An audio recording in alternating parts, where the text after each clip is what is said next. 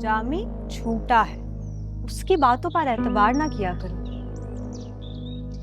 अंदर है क्या? नहीं। खैर,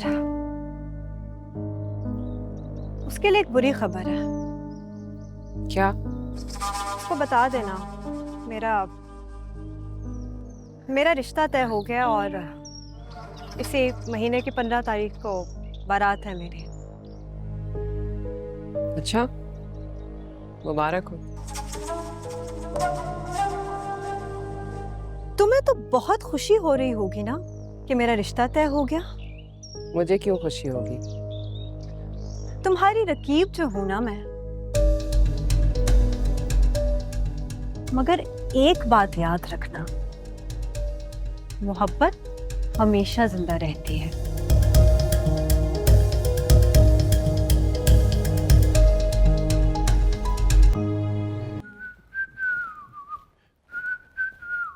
आसमा आई थी आज। कब और क्यों?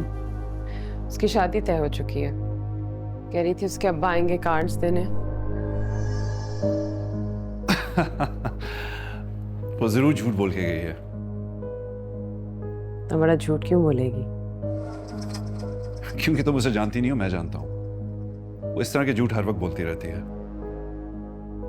और अगर वो झूठ ना हुआ तो मुझे क्या फर्क पड़ता है? कर ले शादी जिससे भी कर रही है। दुख नहीं होगा? मुझे ना छोटी छोटी बातों पे बिल्कुल दुख नहीं होता। तो मोहब्बत है आपकी। तो इसका मतलब है उसके लिए मातम करो। जामी को और झमेले हैं परेशान होने के लिए।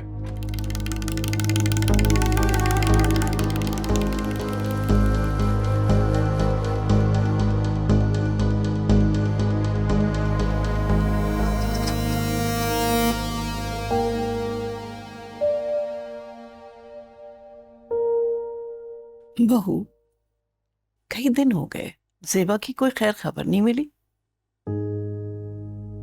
हाँ, ये तो बिल्कुल सही कह रही हैं। काफी दिनों से उससे बात ही नहीं हुई है। एक आध बार वैसे मैंने फोन किया था उसे, उसने फोन ही नहीं उठाया। अरे तो पूछना तो चाहिए था ना। बल्कि मैं कहती हूँ कि तुम और जवाद चले जाओ उसकी तरफ। बिल्कुल सही बात है।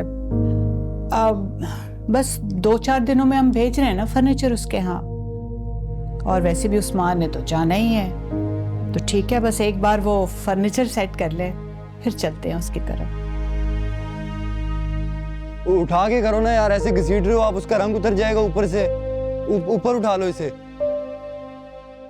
वो वाला स्टूल निकालो भाई साहब, पहले स्टूल निकालो ना।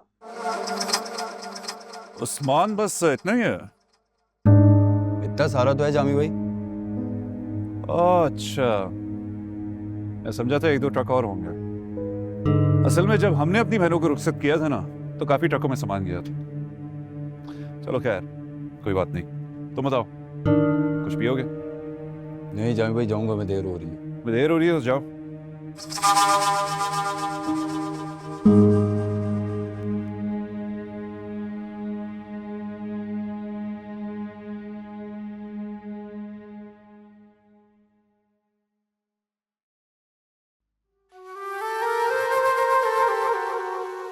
ध्यान से, कुछ टूटे ना। आओ यार।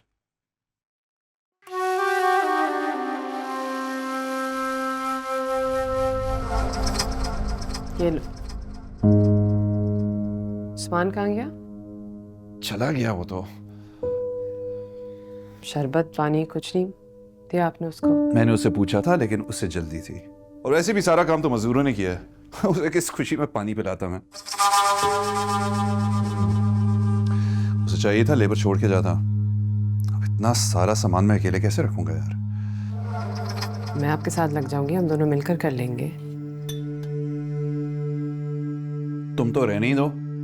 और मुझे भी इस जफाकशी की बिल्कुल आदत नहीं है। मैं जाता हूँ, 1-2 मजदूर पकड़ के लाता हूँ। बहुत ज्यादा काम है यार ये।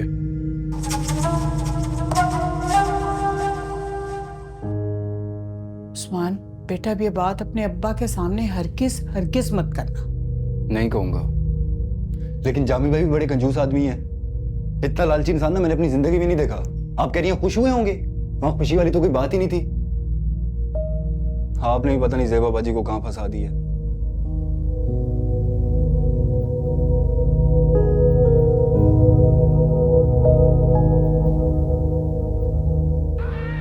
कैच पक उफ।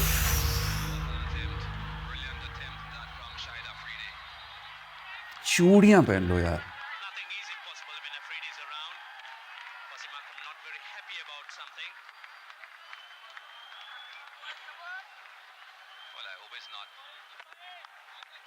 This attempt by Shahid Afridi. I hope he doesn't think that वो जो आप बिजनेस शुरू करने जा रहे थे वो कब शुरू करेंगे? certainly you can. कौन सा? क्या कह रही हो? उस दिन आपने अब्बा से कहा था कि आप एक बिजनेस शुरू करने वाले इंपोर्ट एक्सपोर्ट का, रईस भाई के साथ मिलकर। वो कब शुरू होगा? हाँ, वो शुरू हो जाएगा। ज़ेबा, कारोबार ना बातों से नहीं, ढेर सारे पैसे से शुरू होता है। वही जमा करने में मसरूफ हूँ, और जब जमा हो जाएगा कारोबार भी शुरू हो जाएगा।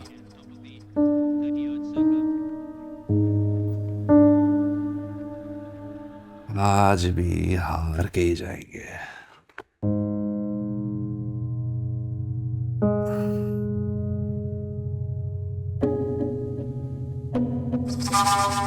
क्या देख रही हो? अब्बा का फोन आया था, वो पूछ रहे थे। एक तो मैं ना तुम्हारे अब्बा की तफ्तीश से तंग आ चुका हूं। उन्हें को अगर उन्हें इतना ही शौक है मेरे कारोबार को तो भेज दें, 25-30 लाख रुपया कारोबार शुरू हो जाएगा। लेकिन यूं फजूल में खामखा सवालत ना किया करें, क्योंकि हद हो गई है। और तुम भी मेरा दिमाग ना खाया करो।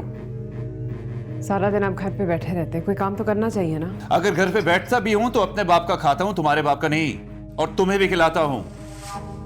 आइंदा मुझसे घर पर बैठने वाली बात मत करना तुम, समझी? हम अमीर लोग हैं, खानदानी और जायदादों वाले। पूरी जिंदगी भी घर बैठा रहा ना तो गुजारा हो जाएगा मेरा।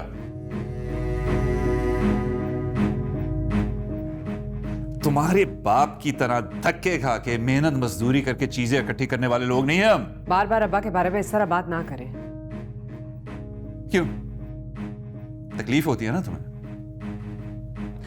तुम्हें सिर्फ अपने बाप की परवाह है, मेरी तुम्हें परवाह है ही नहीं।